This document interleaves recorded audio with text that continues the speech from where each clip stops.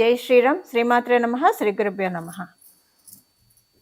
English calendar year ప్రకారం 2025 సంవత్సరంలో మొదటి నెల అయిన జనవరి మాసంలో ద్వాదశ రాశుల వాళ్ళకి కూడా ఈ క్యాలెండర్ ఇయర్ ఓపెనింగ్ మాసమైన జనవరి మాసంలో ఎలా ఉండబోతుంది, అసలు మొదటిగా గోచార గ్రహ గమనాలు ఏ రాశుల్లో గోచార గ్రహస్థితులు చోటు చేసుకున్నాయో అవి మనం ఒకసారి చూద్దాము. అన్నిట్లోకి వృషభ రాశిలో గురు భగవానుడు వక్రగతిలో సంచారం చేస్తూ ఉన్నారు. మంగళ్ కర్కాటక రాశిలో సంచారము వక్రగతిలోనే ఉన్నారు. వక్రగతిలో ఉన్న మంగళ్ 21వ తారీఖు నుంచి మిథున రాశిలోకి ఆయన సంచారం చేస్తూ ఉన్నారు. అలాగే కేతు భగవానుడు కన్యా రాశిలో ఆయన సంచారం సాగిస్తున్నాడు. వృశ్చిక రాశిలో 5వ తారీఖు వరకు బుధ భగవానుడు సంచారం చేస్తూ 6వ తారీఖు నుంచి వృశ్చిక రాశి నుంచి ధనుసు రాశిలోకి వచ్చి మళ్ళీ 25వ తారీఖు, ఈ నెల 25వ తారీఖు ధనుసు రాశిలోంచి మళ్ళీ మకర రాశిలోకి ఆయన వస్తున్నారు. ఈ నెల సూర్యనారాయణమూర్తి ధనుర్మాసంలో మొదటి పక్షం వరకు సంచారం, అంటే 14వ తారీఖు వరకు కూడా ఆయన ధనుసు రాశిలో ఉంటారు. 14వ తారీఖు నుంచి ధనుసు రాశిలోంచి మకర రాశిలోకి మారుతున్నారు. అలాగే శని మహారాజు అలాగే శుక్రాచార్యుల వారు వీళ్ళిద్దరూ కూడా కుంభరాశిలో సంచారం చేస్తున్నారు. కుంభరాశిలో సంచారం చేస్తూ ఉన్న శుక్రాచార్యుల వారు ఈ నెల 29వ తారీఖు నుంచి కుంభరాశిలోంచి మీనరాశిలోకి ఆయన అడుగు పెడుతున్నారు. ఈ నెల మనకి గోచారంలో ఉన్న విశేషమైన గ్రహస్థితులు ఒక 3 ఉన్నాయి. ఇందులో రెండిటి గురించి నేను విడివిడిగా వీడియోలు చేశాను, మన ఛానల్లో ఉన్నాయి, అవి ఒకసారి చూడండి. మొదటి 2 నేను చేసినవి ఏంటంటే మంగళ వక్రగతి, దీని గురించి 12 వీడియోలు ప్రతి రాశి వాళ్ళకి విడివిడిగా ఇన్ డీటెయిల్గా మొత్తం అన్ని వివరాలు మన ఛానల్లో ఉన్నాయి. అలాగే శశి శుక్ర యోగము, దీని గురించి కూడా అన్ని రాశుల వాళ్ళకి ఎలా ఉంటుందో మన ఛానల్లో ఆల్రెడీ అప్లోడ్ చేయడం జరిగింది. ఇంకొక విశేషాంశం ఏంటంటే ఈ రెండితో పాటు ఇంకొక విశేషాంశం ఏంటంటే సూర్యనారాయణమూర్తి ధనుర్మాసంలో మొదటి పక్షం సంచారము, తర్వాత 2వ పక్షంలో ఆయన మకర రాశిలో సంచారము. అయితే ఎందుకు అంత స్పెషల్ అంటే సూర్యనారాయణమూర్తి యొక్క ప్రతి నెల కూడా ఆయన ఒక్కొక్క రాశిలోకి ఆయన ప్రవేశించినప్పుడు ఖచ్చితంగా అది చాలా ఉత్తమమైన సమయం. ఆ రోజు మనకి విశ్వంలో అత్యంత అనుకూలమైన శక్తులు ఉంటాయి. రవి సంక్రమణ రోజు అనేది చాలా మంచిది. అందులో ఆయన ఎప్పుడైనా సరే ఉత్తరాయణం దక్షిణాయనము ఈ 2 ఉత్తరాయణ పుణ్యకాలము దక్షిణాయన పుణ్యకాలము, సంక్రమణం ఇప్పుడు కర్కాటక రాశిలోకి ఆయన వచ్చినప్పుడు మకర రాశిలోకి ఆయన వచ్చినప్పుడు చాలా విశేషమైన శుభ సమయం. ఎప్పుడైతే సూర్యనారాయణమూర్తి దక్షిణాయనంలో కర్కాటక రాశిలోకి వస్తారో అక్కడి నుంచి దక్షిణాయన పుణ్యకాలం ప్రారంభమవుతుంది. ఇప్పుడు దక్షిణాయన పుణ్యకాలం వచ్చేసింది. 15వ తారీఖు నుంచి ఉత్తరాయణ పుణ్యకాలం ప్రారంభమవుతుంది. 15వ తారీఖు నుంచి ప్రారంభమవడానికి ముందుగా ఆయన ధనుసు రాశిలో సంచారం చేస్తున్నారు. ధనుసు రాశిలో ఆయన సంచారం చాలా మంచిది. ఇదేంటంటే దేవతలకి బ్రాహ్మీ ముహూర్తం ధనుసు రాశిలో సూర్యనారాయణమూర్తి సంచారము. ఇక్కడి నుంచి ఇంకా ఉదయం సమయం అనమాట. ఉత్తరాయణ పుణ్యకాలం అంటే దేవతలకి పగటి సమయము. 15వ తారీఖు నుంచి సూర్యనారాయణమూర్తి మకర రాశిలోకి ఎప్పుడైతే ఆయన అడుగు పెడతారో అక్కడి నుంచి దేవతలకి పగటి సమయం ప్రారంభమవుతుంది. చాలా అత్యద్భుతమైన సమయము. ఏమవుతుందంటేనండి, ఉత్తరాయణ పుణ్యకాలంలో ఆయన భూమికి దగ్గరగా దూరంగా ఉన్న ఆయన దగ్గరగా జరుగుతారు. అండ్ ఆయన అంటే ప్రయాణమే కదా, ఆయన ప్రయాణం కూడా ఉత్తరం వైపు సాగుతుంది. దక్షిణాయన పుణ్యకాలంలో ఏమవుతుందంటే ఆయన భూమికి దూరంగా వెళ్తాడు. ఆయన ప్రయాణం కూడా దక్షిణం వైపు సాగుతుంది. అందువల్ల దక్షిణాయనంలో చలి ఎక్కువగా ఉంటుంది. కారణం ఏంటంటే సూర్యనారాయణమూర్తి భూమి నుంచి కొంచెం దూరంగా వెళ్తూ ఉంటారు కాబట్టి ఉష్ణోగ్రతలు తగ్గుతాయి, భూమికి తగ్గుతుంది కాబట్టి చలి ఎక్కువగా ఉంటుంది. ఉత్తరాయణ పుణ్యకాలంలో ఆయన దేవుడి దగ్గరికి వస్తారు, భూమి దగ్గరికి వస్తారు, భూమాత దగ్గరికి వస్తారు కాబట్టి మనకి ఉత్తరాయణ పుణ్యకాలంలో ఎండలు అవి కొంచెం ఎక్కువగా మన ఉత్తరాయణ పుణ్యకాలంలో చూడటానికి కారణం అది. అయితే సూర్యనారాయణమూర్తి ఉత్తరాయణ పుణ్యకాలం అంటే చాలా మంచిది, దేవతలకి పగటి శుభ సమయం అని చెప్పి మనం తెలుసుకోవాలి. అసలు ఈ మాసము ద్వాదశ రాశుల వాళ్ళకి ఇదొక విశేషాంశము. ద్వాదశ రాశుల వాళ్ళకి ఈ మాసం ఎలాంటి ఫలితాల్ని గోచార గ్రహ దేవతలు కలగజేస్తున్నారో అవన్నీ కూడా మనం ఒక్కొక్క రాశి వాళ్ళకి కూడా మనం ఇప్పుడు తెలుసుకుందాము. మిథున రాశి. మిథున రాశిలో పుట్టిన వాళ్ళకి ఈ మాసము మీకు వివాహ ప్రయత్నాలు చేస్తూ ఉంటే చాలా మంచి శుభ సమయము. మీరు ఉద్యోగం వ్యాపారస్తులు అయితే కనుక వ్యాపారస్తులకి ఈ మాసం మొదటి పక్షం చాలా బాగా ఉంది. అంటే రెండవ పక్షం బాగోలేదని కాదు. రెండవ పక్షం మీద మనం పోలిస్తే కనుక మొదటి పక్షం చాలా బాగా ఉంది. అంటే 15వ తారీఖు వరకు చాలా బాగా ఉంది. 15వ తారీఖు తర్వాత నుంచి కూడా బాగున్నా సరే ముందు 15 రోజులు కంపేర్ చేస్తే దాని మీద ఇది తగ్గి ఉంటుంది. అలాగా మన వ్యాపారస్తులకి అందరికీ కూడా ఈ మాసం అనుకూలమైన శుభ సమయమే. కాకపోతే ఉద్యోగస్తులకి కొంచెం డబ్బు ఖర్చు ఉంటుంది. ఉద్యోగస్తులకి వ్యాపారస్తులకి డబ్బు ఖర్చు అయితే కొంచెం ఉంటుంది. మేబీ మీ ఇంట్లో ఒక గెట్ టుగెదర్, ఒక ఫంక్షను, ఏదైనా ఒక పూజ, ఇలాంటి వాటిల కోసమే డబ్బు ఖర్చు ఉంటుంది. కానీ వృధా ఖర్చులు, అనవసరమైన ఖర్చులు ఉండవు. ఒకసారి ఖర్చులు ఎలా ఉంటాయంటే అది పెట్టేశాక మనం అయ్యో అని అనుకునే విధంగా కొన్ని ఖర్చులు వస్తాయి. సో ఇప్పుడైతే అలాంటి ఖర్చులు అయితే మీకు డెస్టినీ ఇవ్వట్లేదు, మంచి ఖర్చులను ఇస్తుంది. అంటే మీకు ఎంజాయ్మెంట్ అంటే ఏదో ఒక పర్పస్ తోటి, ఒక రీజన్ తోటే ఖర్చులు ఉంటాయి, కానీ అనవసరంగా ఉండదు. ఈ మాసము విదేశాలు వెళ్ళాలని ప్రయత్నించే వాళ్ళు కొంత మీ ప్రయాణాలని ఈ మాసం వరకు అట్లీస్ట్ 15వ తారీఖు వరకు అయితే పోస్ట్పోన్ చేసుకోవాలి. ఆ తర్వాత మీరు మళ్ళీ ప్రయత్నాలు మీరు చేయొచ్చు.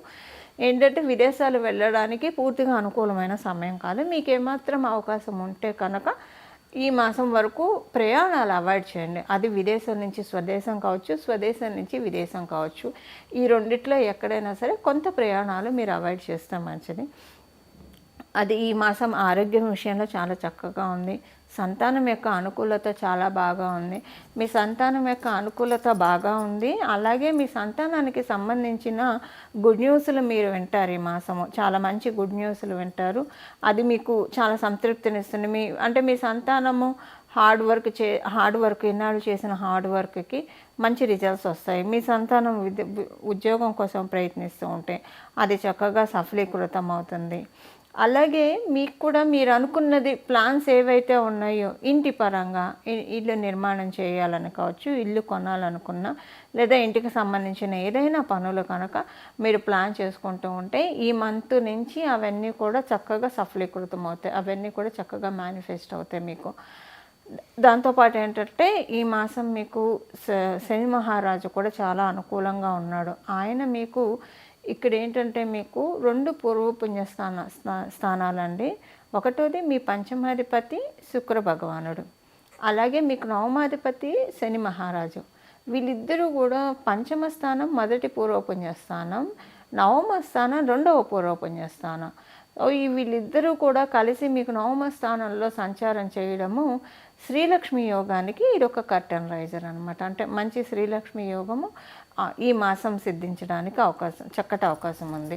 అది మీరు ఆల్రెడీ విదేశాల్లో ఉంటే కనుక ఇంకా మంచి శుభ సమయం. అంటే ఇప్పుడు విదేశాలు వెళ్ళడానికి, విదేశాల నుంచి రావడానికి అనుకూలం కాదు కానివ్వండి, మీరు విదేశాల్లో ఉంటే మీకు ఇంకా కొన్ని మంచి ప్రోగ్రెసెస్, మీరు విదేశాల్లో మీకు ఏదైనా ఇష్యూస్ తోటి బాధపడుతుంటే అది ఇంటికి సంబంధించింది కావచ్చు, ల్యాండ్కి సంబంధించింది, ఇవేవైనా సరే వాటిల్లోంచి మీరు బయటపడటానికి అవకాశం ఉంటుంది. ఈ మాసం మీకు గోచారం ఒక ఇండికేషన్ ఏంటంటే ఈ మాసంలో మీకు కళలో దేవీ దేవతలు కొంత ఎక్కువగా కనిపించే అవకాశం ఉంది. మీరెక్కడికో ఒక పుణ్యక్షేత్రానికి వెళ్ళినట్లు, ఆ ఆలయం ఇదివరకు ఎప్పుడో చూసినట్లు అనిపించడము, అవన్నీ అంటే కొన్ని కళలు. అంటే నేను ఉత్తగా ఎగ్జాంపుల్కి చెప్తున్నాను. కళల ద్వారా కొన్ని ఇండికేషన్స్, దైవం యొక్క ఆశీస్సులు మీకు శకునాల ద్వారా కావచ్చు, చక్కగా కళల ద్వారా కావచ్చు కనిపిస్తుంది. ఒక నిండు ముత్తైదువ చక్కగా నిండుగా మీ వంక చూస్తూ నవ్వడం కళలో అలాగా, లేదా మీరు ఎటన్నా బయటకు వెళ్తున్నప్పుడు చక్కగా నిండు ముత్తైదు స్త్రీ మీకు ఎదురు రావడము, లేదా ఎవరైనా సరే పూలు పళ్ళు పట్టుకొని ఎదురు రావడము, మంగళ వాయిద్యాలతోటి ఎదురు రావడము, ఇవి కళలో కనిపించినా నిజంగా కనిపించినా కూడా ఇక్కడ ఏంటంటే మీకు గురు శుక్రులు ఇద్దరూ కూడా మిమ్మల్ని ఏకకాలంలో దీవిస్తున్నారని మీరు గ్రహించాలి. అందువల్లే మనకి ఎప్పుడైనా సరే మనకి ప్రకృతి కొన్ని ఇండికేషన్స్ పంపిస్తుంది. కళల ద్వారా కావచ్చు, లేదా శకునాల ద్వారా కావచ్చు, మనకి కొన్ని పాజిటివ్ ఇండికేషన్స్ పంపిస్తుంది. ఈ మాసంలో పాజిటివ్ ఇండికేషన్స్ మీరు చూస్తారు. అలాగే మీ మైండ్ అంతా కూల్గా ఉంటుంది ఈ మాసం. ప్రతి దేనికి కూడా టెన్షన్ పడరు. చాలా ప్రశాంతంగా అనిపిస్తుంది. అస్సలు వేవరింగ్ ఉండదు.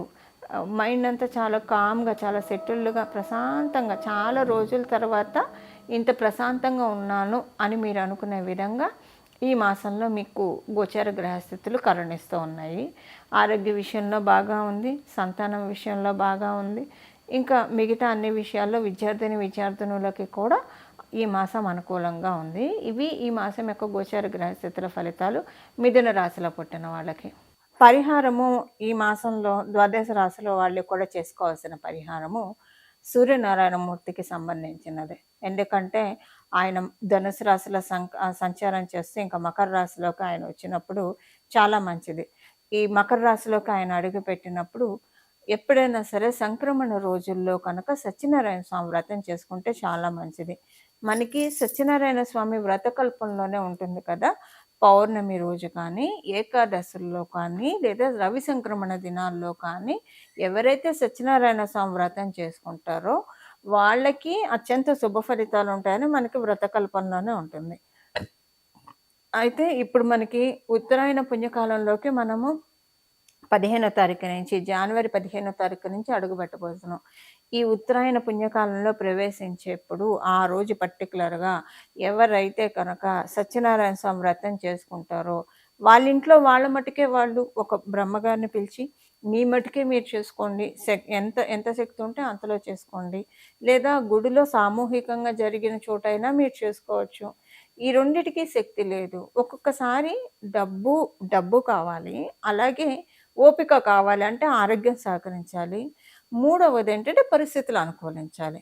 సో డబ్బుకి ఆరోగ్యానికైతే మనం ఏం చేయలేం. పరిస్థితులు ఒక్కొక్కసారి డబ్బు ఉంటుంది, ఆరోగ్యం ఉంటుంది, పరిస్థితులు అనుకూలించాం. ఏ కారణాల రీత్యా ఇంట్లో ఎవరైనా గతించిన రోజుల్లో ఉంటే అప్పుడు చేసుకోవడానికి అవకాశం ఉండదు, అదొకటి.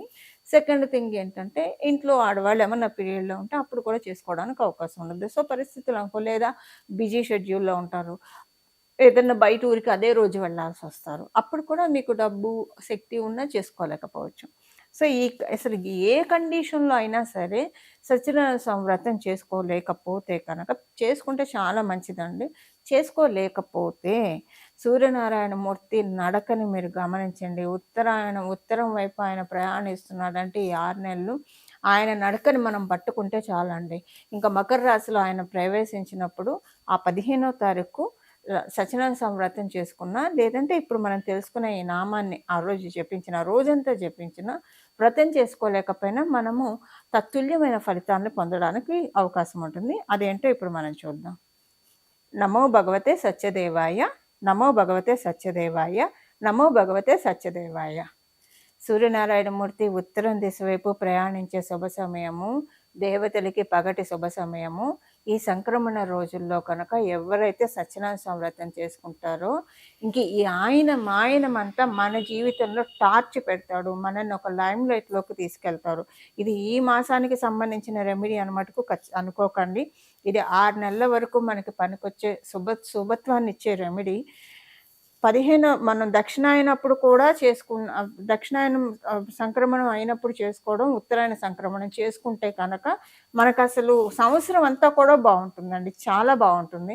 ఇప్పుడు వ్రతం చేసుకోవడానికి అవకాశం లేని వాళ్ళు మనం తెలుసుకున్నట్లు ఇది చేస్తే ఇంకా సూర్యనారాయణ మూర్తిని పట్టుకొని ఆయన అడుగు జాడల్లో మనం నడిస్తే కనుక ఆయన ఎటు వెళ్తూ ఉంటే మనకు అక్కడ అంతా కూడా వెలుగులు ఉంటాయి అన్నమాట. సో మన జీవితంలో ఆయన వెలుగుల్ని ప్రసరించే శుభ సమయంలో మనం ఉన్నాం కాబట్టి దాన్ని పరిపూర్తిగా మనమందరం కూడా అందుకోవడానికి ప్రయత్నిద్దాము. ఇలా సూర్యనారాయణమూర్తిని మనం ఆయన గమనాన్ని పట్టుకొని తద్వారా దేవతల యొక్క కృపను మనం పొందడానికి ఇది అనువైన శుభ సమయం. ఈ విధంగా సూర్యనారాయణమూర్తి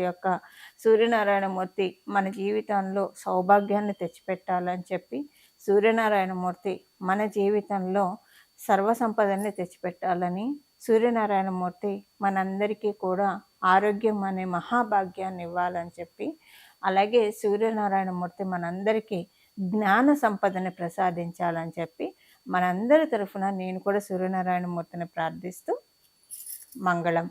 నమో భగవతే వాసుదేవాయ.